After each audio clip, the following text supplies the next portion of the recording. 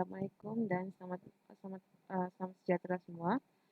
Okey, hari ini kita akan sambung sedikit berkaitan dengan 3.2 pengurusan kredit dan hutang. Okey, sebelum kita masuk dengan lebih lanjut lagi tentang pengurusan topik subtopik yang kita belajar hari ini. Okey, kita imbas kembali dahulu apa yang telah kita pelajari dalam kelas sebelum ni. Okey, kalau sesiapa masih ada yang ingat, sebelum ni kita telah belajar tentang kredit, tentang hutang. Kita juga telah belajar tentang pengurusan yang bijak tentang kredit dan hutang, kelebihan dan kekurangan kredit, apa kelebihan dia, apa kekurangan dia, dan kesan pembayaran minimum dan pembayaran lewat bagi penggunaan kad kredit. Okey. Okey. Okey, sebelum tu kita lihat dahulu hasil pembelajaran untuk subtopik kita pada hari ini.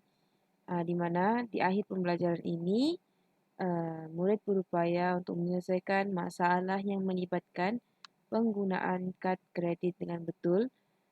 Okey, dan yang kedua kita lihat murid berupaya untuk mengira jumlah bayaran balik pinjaman dan bayaran ansuran dengan pelbagai kadar faedah dan tempoh pinjaman yang berbeza dengan tepat. Dan yang ketiga kita lihat di sini menyelesaikan masalah yang melibatkan pinjaman dengan betul. Okey. Kita masuk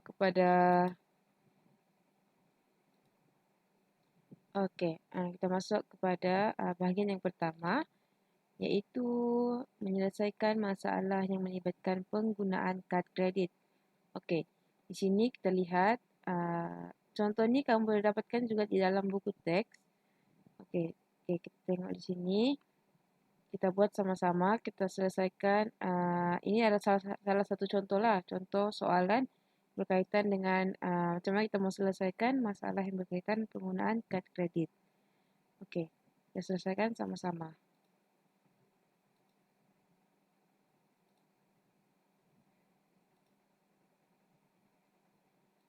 Okey, kita lihat di sini soalan dia. Kalau kita baca soalan diberikan, Cik Chin ingin membeli satu beg tangan buatan Perancis secara atas talian. Beliau melalui internet dan menjumpai dua promosi menarik seperti berikut. Okey, kita tengok. Yang pertama, syarikat L di Singapura menawarkan harga promosi Singapura dolar 250 untuk tempahan daripada luar Singapura. Cas kiriman adalah Singapura dolar 50 dikenakan. Okey. Ini untuk syarikat L yang pertama. Kita tengok untuk yang kedua.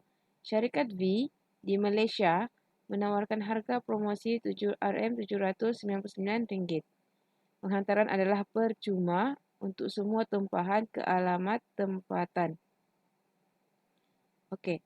Encik Chin bercadang membuat pembayaran dengan kad kredit dan beliau faham bank akan mengenakan cas tambahan. Kita nampak sini cas tambahan 1% ke atas setiap transaksi daripada luar negara. Okey. Andaikan kadar semasa pertukaran wang untuk ringgit Malaysia adalah RM1 sama dengan Singapura dolar 0.35.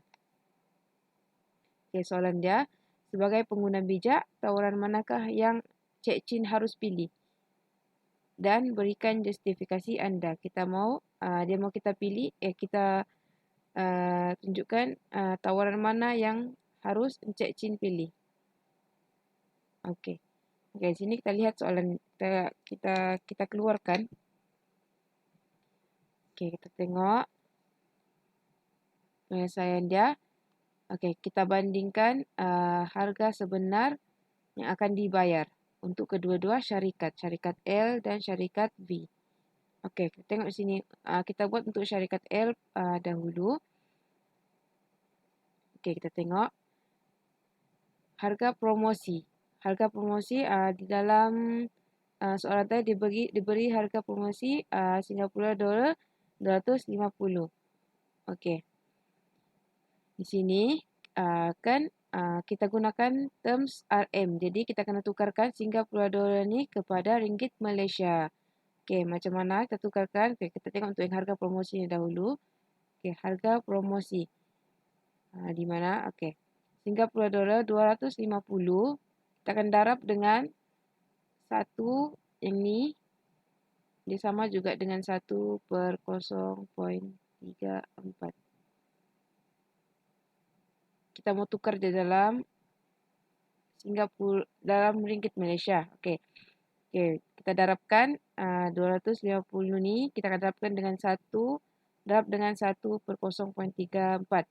Okey, kita akan dapat RM RM735 29 Ini untuk harga promosi.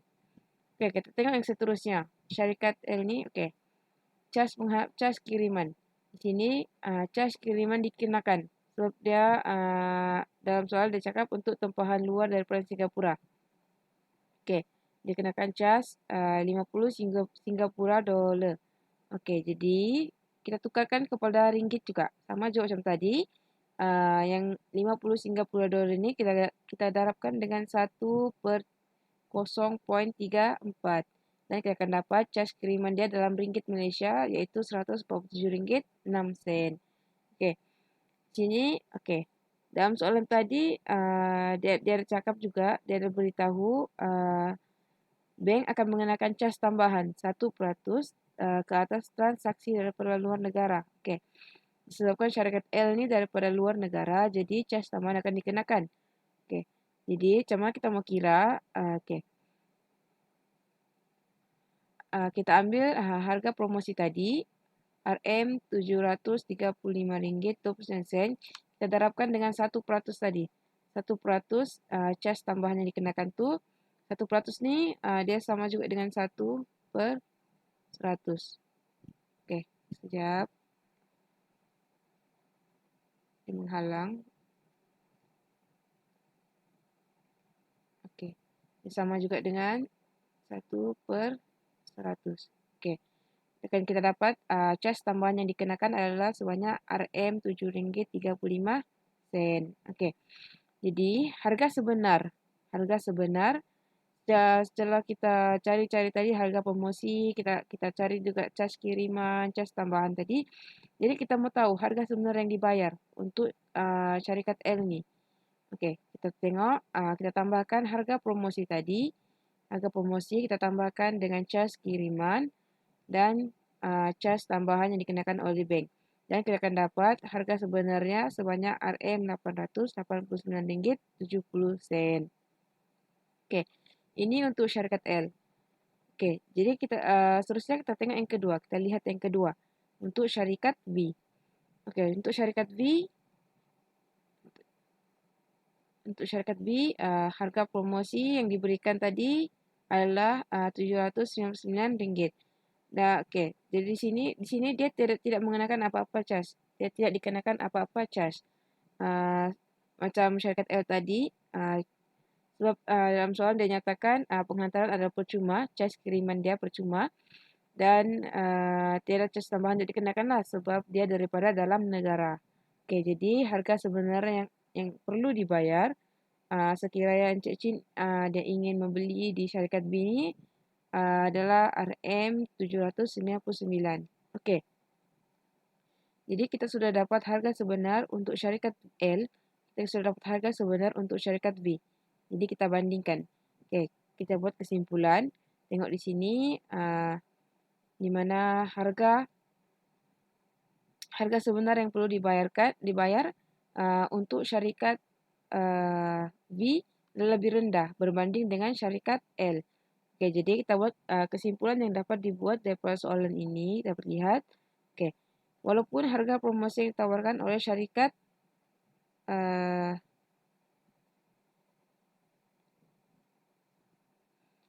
harga promosi yang ditawarkan oleh syarikat L lebih rendah. Kita tengok di sini harga promosi dia lebih rendah berbanding harga promosi untuk syarikat V.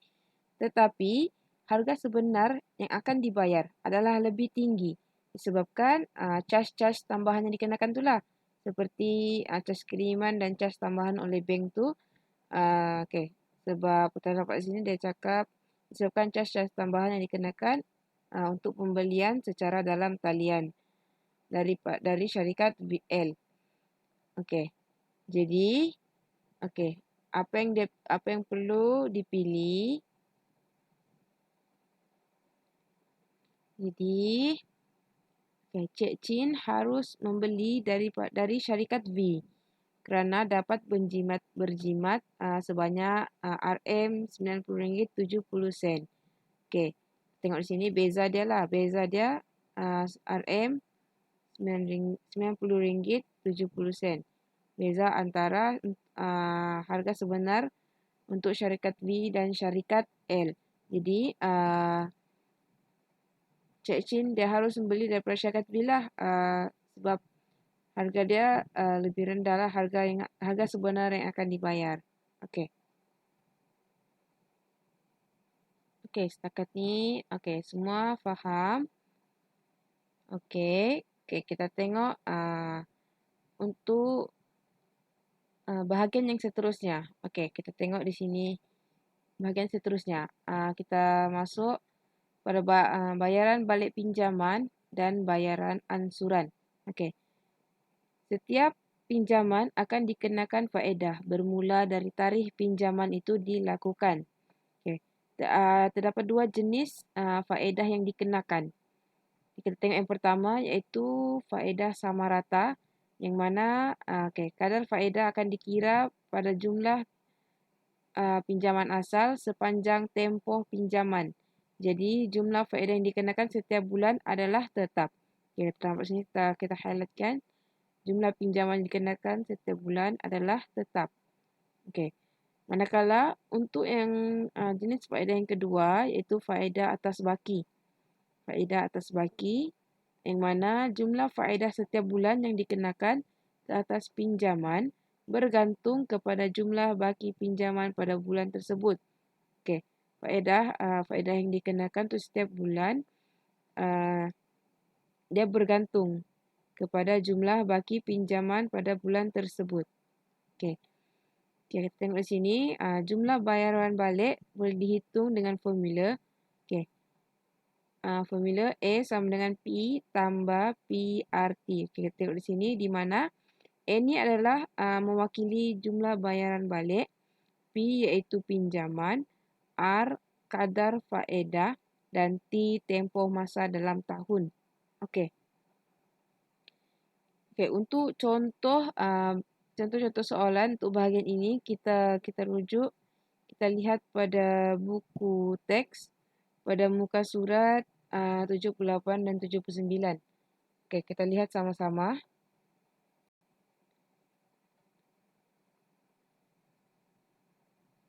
Okey, sini.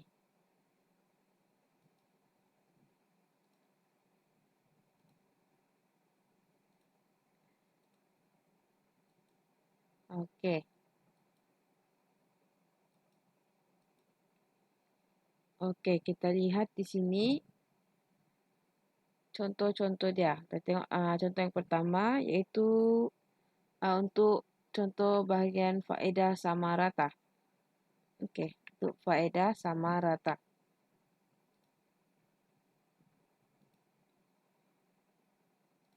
Okey. Kita tengok contoh yang pertama di sini. Okey.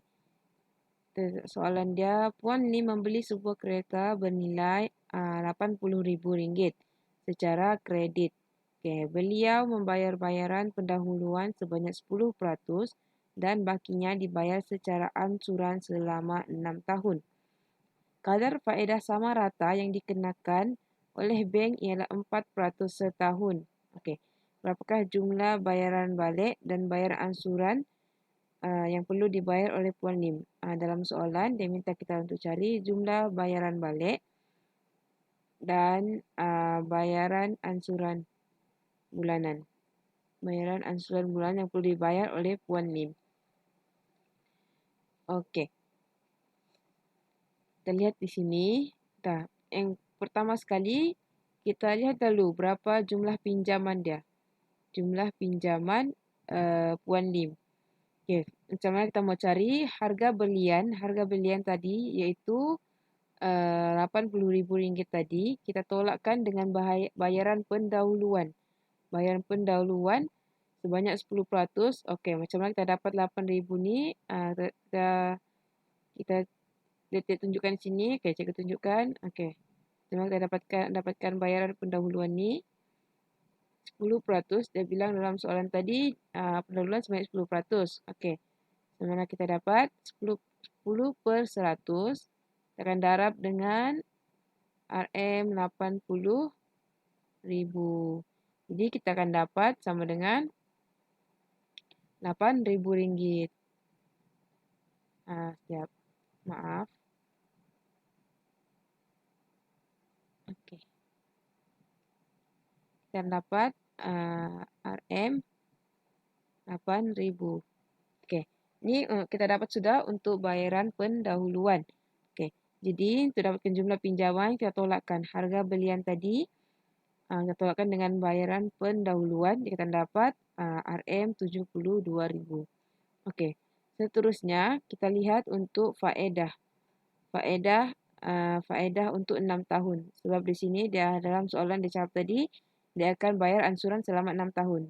Tempoh dia 6 tahun. 6 tahun. Jadi, untuk dapatkan faedah, untuk cari faedah, okey, kita darabkan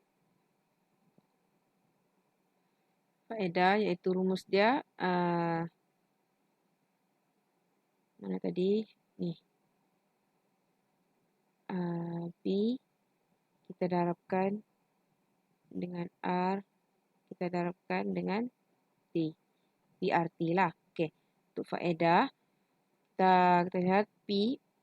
Okey, untuk pinjaman dia, jumlah pinjaman tadi yang kita cari di atas iaitu RM72,000. Kita darabkan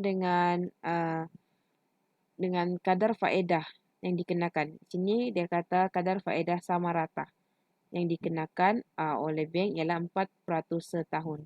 Okey. 4% setahun. Kita darab dengan 4%.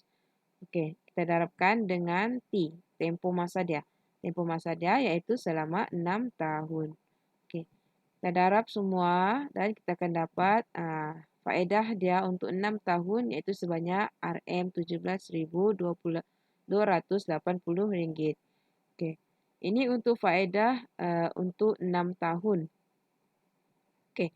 Jadi seterusnya kita akan cari jumlah bayaran balik. Jumlah bayaran balik. Dalam soalan dia minta jumlah bayaran balik. Okey, jumlah bayaran balik tadi, okey.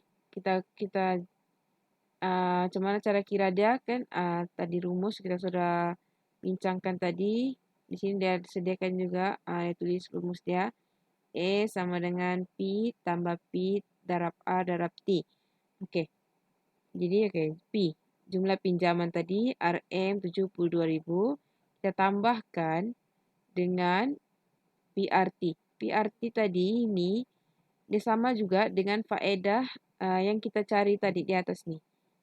Faedah ni. Faedah. Okey, kalau kamu nampak di sini PRT ni dia sama juga dengan faedah. Jadi kita ambil saja terus dari apa yang sudah kita cari di atas tadi ni lah. Okey, jadi jumlah bayaran balik RM72,000 kita tambah dengan faedah lah PRT. Okey.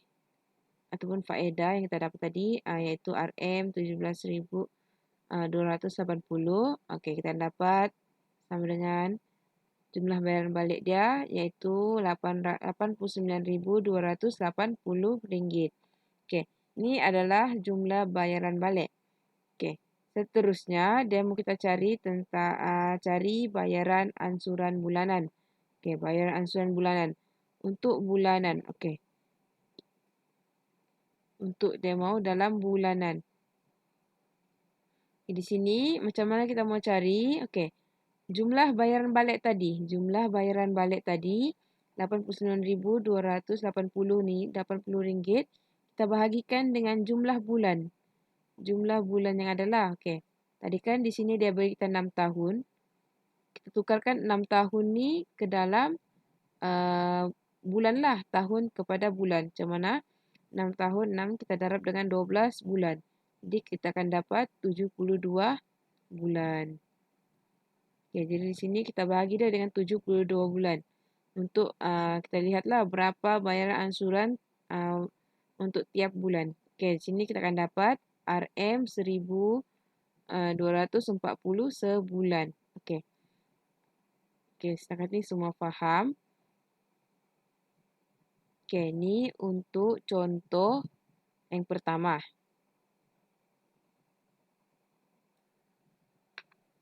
Okay, ini tu contoh yang pertama. Kita lihat kepada contoh yang kedua. Okay, semua masih bersemangat kan? Okay, kita tengok kepada contoh yang kedua. Okay, soalan dia, Encik Azlan membuat pinjaman peribadi sebanyak RM10,000 dari Bank Mulia dengan kadar faedah sebanyak 4% setahun. Okay, tempoh bayaran balik adalah selama 7 tahun. Okay. Soalan dia, berapakah ansuran bulanan yang akan dibayar oleh Encik Azlan? Dia minta kita cari ansuran bulanan. Okay. Kita keluarkan dahulu maklumat-maklumat yang ada. Okay. Sini kita nampak pinjaman dia tadi, pinjaman iaitu 10,000, kadar faedah ataupun R iaitu 4% setahun, dan tempoh masa dia lah selama 7 tahun. Okay. Maka jumlah bayaran balik. Sebelum kita mendapatkan ansuran bulanan dia, kita kena tahu dulu berapa jumlah bayaran balik dia lah. Okay. Jadi untuk jumlah bayaran balik di sini, kita gunakan rumus A sama dengan P tambah PRT. Okay, PRT. Okay, kita tengok di sini. Okay. A sama dengan P ialah pinjaman. Berapa pinjaman dia? RM 10,000. Okey. Kita tambah dengan P. P sama juga dengan kita buat kurungan RM 10,000. Okey, 10,000 kita darab dengan R. R kadar faedah dia. Okey. 4%. Kita boleh tulis dalam 4/100 darab dengan T. T tempoh masa yang diberi itu, tempoh masa dia selama 7 tahun. Darab 7. Okey. Ini adalah macam mana kita mencari jumlah bayaran balik. Dan kita akan dapat di sini RM 12.800. RM 12.800. Silap terlebih 10. Sekejap.